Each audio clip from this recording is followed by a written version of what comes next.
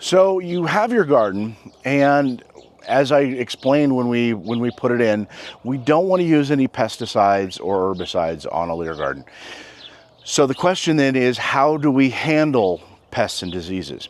With a LEHR garden, that process again is pretty much automated. We use a process called integrated pest management.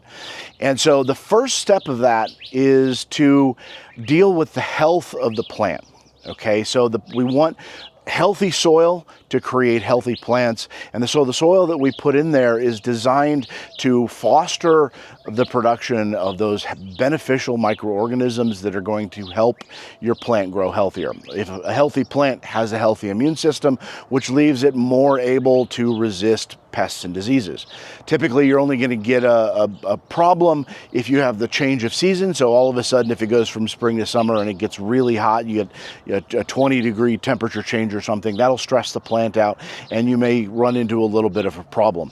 Or if the plant is at the end of its lifespan, in which case it's time to just pull the plant out and put something else in its space.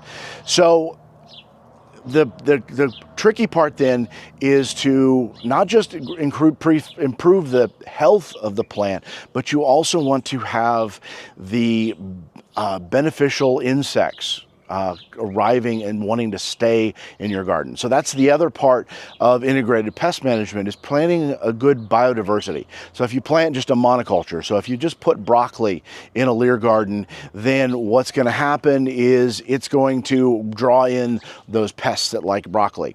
But if you plant broccoli and tomatoes and cilantro and lettuce and flowers and all of these other things, that's going to actually create habitat, and those predatory insects will come in, because sometimes at one part of their lifespan they like to eat aphids, and another part they'll be pollinators. And so you want to have all of those different pieces present, so that those different beneficial insects will be welcomed to come into your garden and move in and have babies and stay. And once they have stayed, then your pest problems are generally at an end.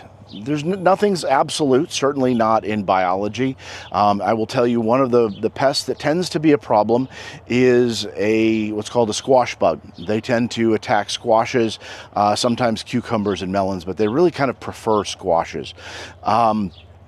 Unfortunately, a squash bug, you can't even spray it, because the sprays, they just sort of laugh off sprays. They're a little gray and red bug that's about that big, and they will destroy your things. The best way to do is to hand pick it. Sometimes if you can get praying mantis, sometimes will eat it, but otherwise they're kind of hard to get, and even spraying doesn't really help.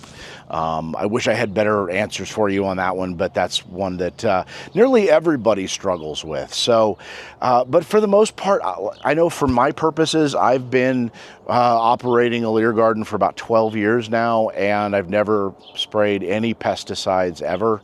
And I've lost just a handful of plants to it. So for the most part, it tends to work really well.